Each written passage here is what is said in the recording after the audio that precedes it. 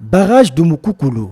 Nous sommes à environ 400 km au sud-ouest de Brazzaville, loin d'un spectacle pittoresque ou touristique, constitué principalement de cette chute d'eau de 72 mètres. C'est ici l'usine de production du courant électrique inaugurée depuis décembre 1979. Ce barrage hydroélectrique construit grâce à la coopération sino-congolaise dispose de 4 turbines et peut produire jusqu'à 74 MW de courant selon sa puissance installée. Mais avec la baisse des eaux comme en cette période de saison sèche, le barrage peut perdre jusqu'à la moitié de production. Et il n'est pas rare que seulement 2 machines fonctionnent, soit à 45 MW. À l'intérieur de l'usine, le personnel travaille dans un bois indescriptible. La technologie n'a pas trop évolué. Elle date de plus de 40 ans.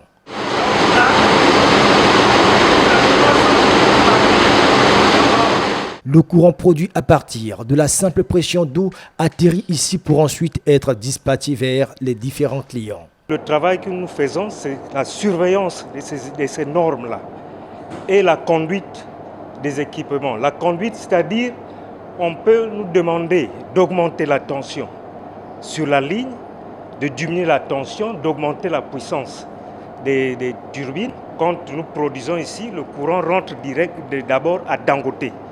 Ça rentre d'abord Dangote et ça sort pour aller droit jusqu'à Loudima. Ici, vous trouverez des gens en train de travailler 24 heures sur 24 heures. Donc, il n'y a pas de journée fériée, il n'y a pas de jour. Donc, tous les jours, il y a des agents ici là, qui travaillent. Le premier client, pas loin de l'usine, c'est la cimenterie Dangote qui bénéficie d'ailleurs d'une ligne spéciale. Surtout pas de délestage.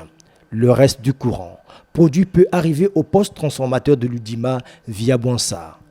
Là aussi, les clients ne sont pas moindres. Sarissa, Sonok, Sorebi. Le jeune ingénieur Ulrich Mabundu est l'une des personnes clés au cœur de cette usine dont le directeur est en mission pendant que nous réalisions ce reportage. Son travail consiste à mettre à la disposition de la Société Énergie électrique du Congo le courant de sortie de Mukukulu. Nous avons une retenue d'eau là-bas et au niveau de la retenue, nous avons 4 pertuis.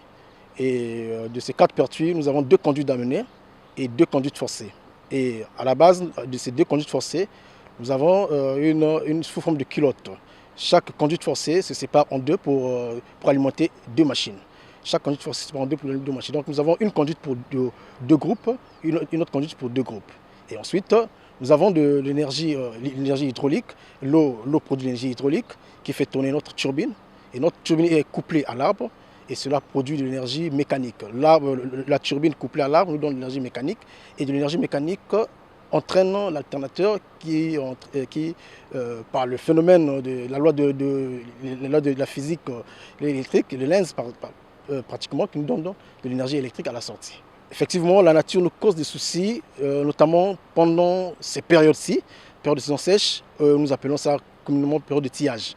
Et nous avons une diminution d'eau au niveau de la rivière et donc nous sommes contraints en fait de réduire notre production afin de préserver nos machines contre plusieurs phénomènes de cavitation et autres. Nos prévisions, nous pouvons aller jusqu'à 2 machines en fin septembre. Jusqu'en fin septembre, on peut tenir jusqu'à 2 machines, donc autour de 30 MW. Le barrage de Mukukulu est situé au village d'Uboto. La population bénéficie gracieusement et indéfiniment du courant. Mukukulu est actuellement le plus vieil ouvrage de production du courant dans le pays. Les barrages d'Imbulu, de Liwosso ou la centrale à gaz de Pointe-Noire sont des usines très récentes.